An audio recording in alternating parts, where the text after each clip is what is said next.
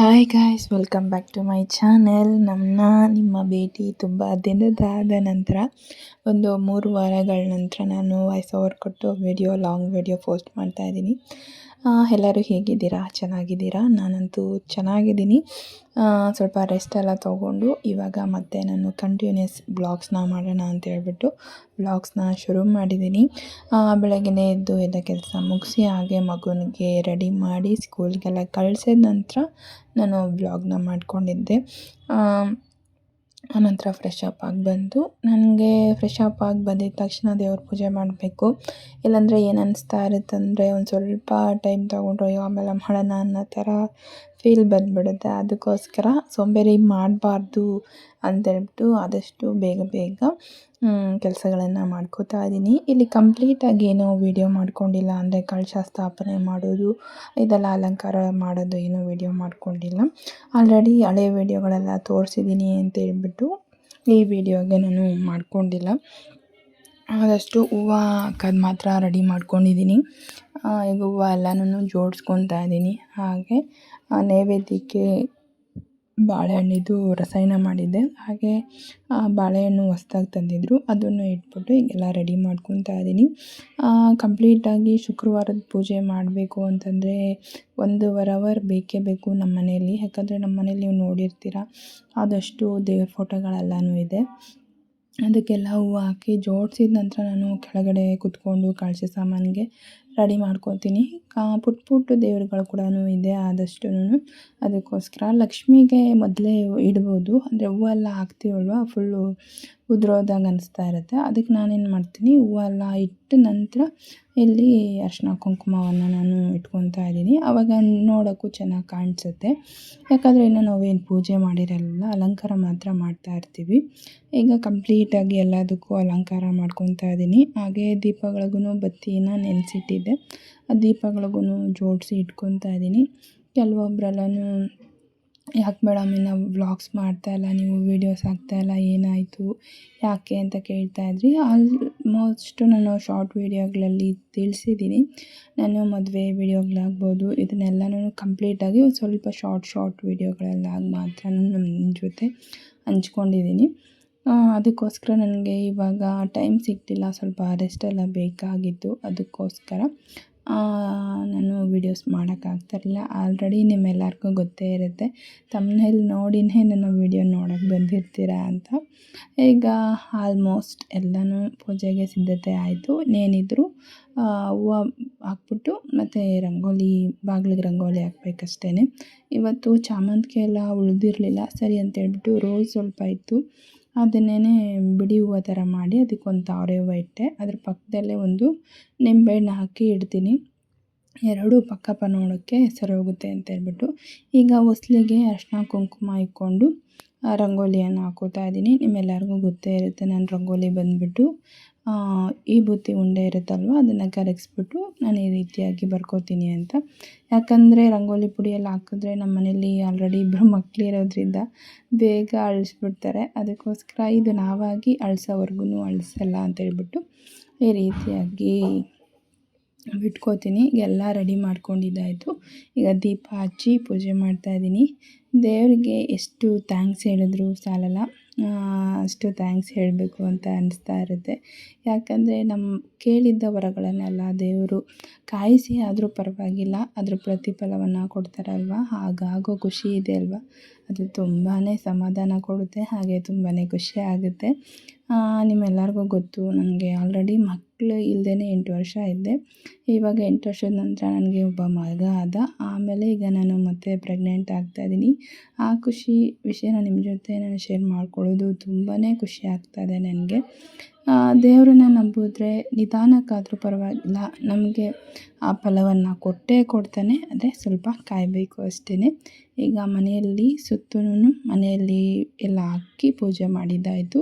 ಸಾಂಬ್ರಾಣಿ ಹಾಕ್ತಿದ್ದು ಪೂಜೆ ಆಗಲ್ಲ. Hi guys, welcome back to my channel. ತುಂಬ ದಿನ ಆಗಿರಬೇಕು ನಾನು ವ್ಲಾಗ್ನ ಹಾಕಿ, ಶಾರ್ಟ್ ವೀಡಿಯೋಗಳು ಮಾತ್ರ ಹಾಕ್ತಾಯಿದ್ದೆ. ಸ್ವಲ್ಪ ರೆಸ್ಟ್ ಬೇಕನ್ನಿಸಿತ್ತು. ಹಾಗೆ ಊರಿಗೆಲ್ಲ ಹೋಗಿದ್ದೆ, ಸ್ವಲ್ಪ ಮದುವೆಗಳೆಲ್ಲ ಮುಗಿಸ್ಕೊಂಡು ಫ್ರೀ ಆಗೋಣ, ಒಂದು ಸ್ವಲ್ಪ ನನಗೆ ನನ್ನ ವೀಡಿಯೋಸ್ ಮಾಡೋದಕ್ಕೆ ಸ್ವಲ್ಪ ಸಮಾಧಾನವಾಗಿರಬೇಕು ಅಂತ ಹೇಳ್ಬಿಟ್ಟು ನನಗೆ ಏನು ಅನಿಸ್ಬಾರ್ದು ಅಂತ ಫುಲ್ಲು ನನಗೆ ಒಂದು ಸ್ವಲ್ಪ ವೀಕ್ ಆಗಿದೆ. ಅದಕ್ಕೋಸ್ಕರ ನಾನೇನು ಮಾಡಿದೆ, ಒಂದಷ್ಟು ದಿನ ಲಾಂಗ್ ವೀಡಿಯೋಗಳನ್ನು ಹಾಕೋದು ಸ್ಟಾಪ್ ಮಾಡೋಣ ಅಂತ ಸುಮ್ಮನೆ ಆಗಿದ್ದೆ. ಹಾಗೂ ಒಂದು ಸ್ವಲ್ಪ ಮದುವೆ ಕ್ಲಿಪ್ಪಿಂಗ್ಸ್ ಎಲ್ಲನೂ ಕೂಡ ನಾನು ಆ್ಯಡ್ ಮಾಡಿದ್ದೆ.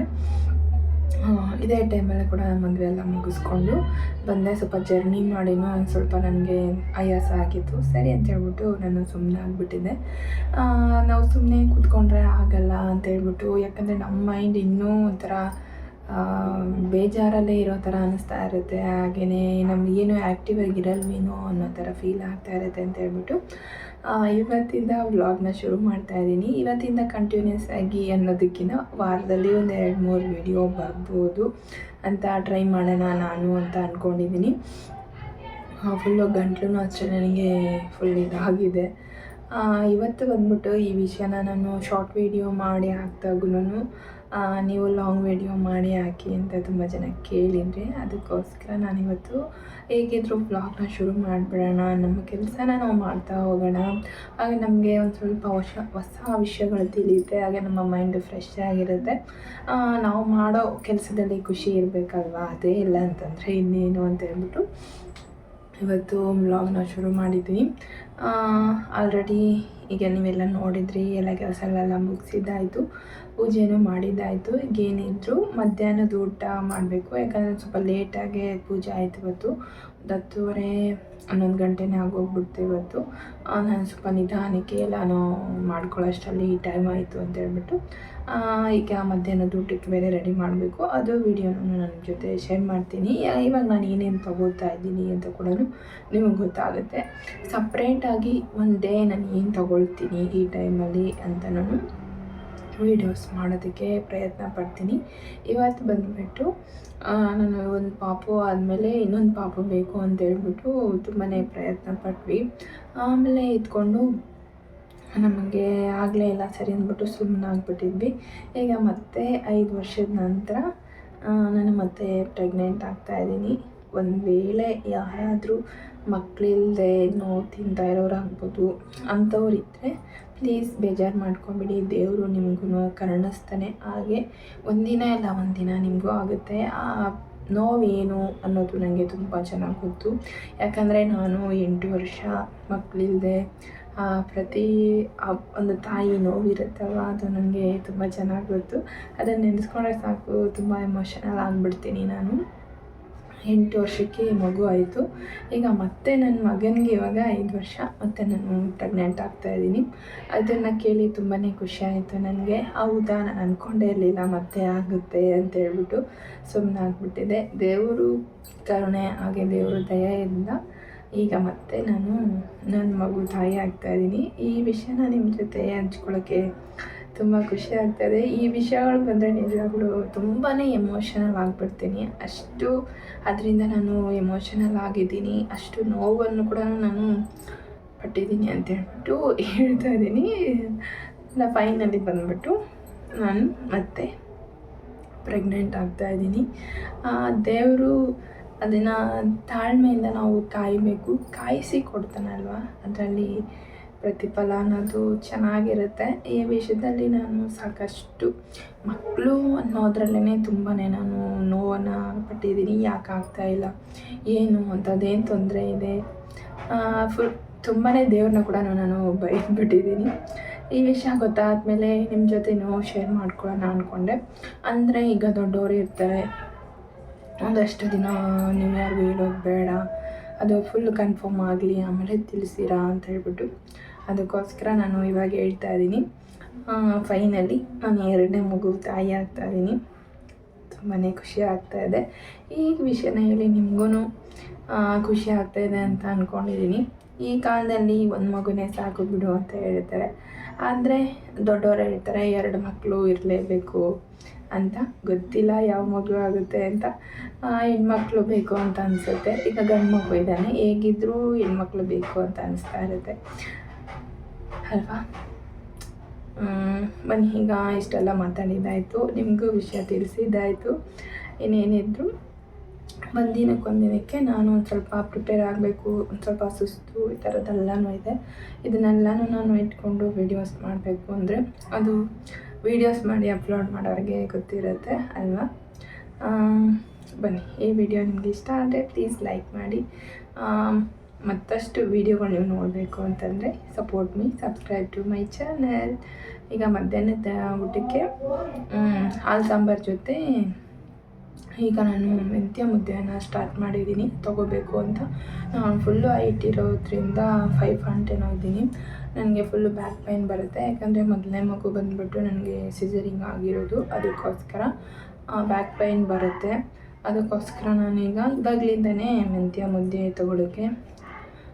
ತೊಗೊತಾ ಇದ್ದೀನಿ. ಹಾಗೆ ಇನ್ನಷ್ಟು ಕೆಲವು ದಿನಗಳಲ್ಲಿ ಏನೇನು ನಾನು ಫುಡ್ ತೊಗೊಳ್ತೀನಿ, ನನಗೆ ಏನೇನೆಲ್ಲ ಆಗ್ತಾಯಿದೆ ಅಂತ ಕೂಡ ನಿಮ್ಮ ಜೊತೆ ಶೇರ್ ಮಾಡ್ತೀನಿ. ಬನ್ನಿ, ಏನು ಅಡುಗೆ ಇವಾಗ ಅಂತೇಳ್ಬಿಟ್ಟು ಮುದ್ದೆ ಮಾಡಬೇಕಷ್ಟೇ. ಸಾಂಬಾರು ರೆಡಿ ಆಗಿದೆ.